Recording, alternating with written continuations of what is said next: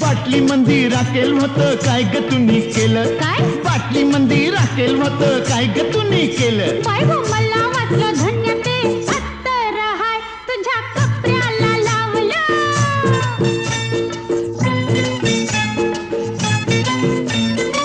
हे पानासाठी चुना हाला काय ग तुम्ही केला पानासाठी चुना हाला काय ग तुम्ही केला मला वाटलं सख्य ते लोणीच हाय मी पावासनी लावलं हे काशी गह काशी तुझी सवय कशी जरा बोल माझ्या पाशी ग